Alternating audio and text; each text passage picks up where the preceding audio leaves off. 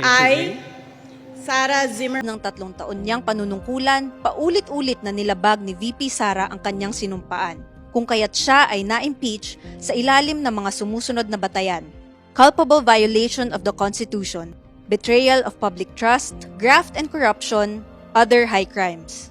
Ang mga paglabag na ito ay patunay lamang na siya ay hindi angkop manungkulan sa gobyerno at nararapat na maalis sa pwesto sa pamamagitan ng impeachment. Narito ang 7 grounds for impeachment na nakapaloob sa articles ng verified impeachment complaint laban sa pangalawang Pangulo.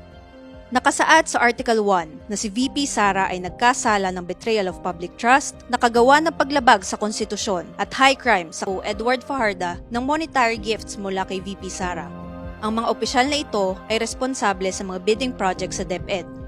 Ang hayagang pagpapahintulot ng gawaing ito ay direktang paglabag ni VP Sara sa RA 3019 at RA 6713 patungkol sa Code of Conduct and Ethical Standards for Public Officials and Employees.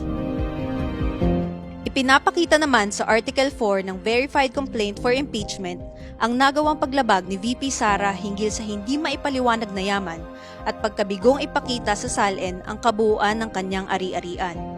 Ang pagtaas sa net worth at assets ni VP Sara ay labis at hindi makatwiran para sa isang opisyal ng gobyerno. Hindi angkop ang pera niyang naipon kung pagbabatayan ang sweldo niya sa gobyerno.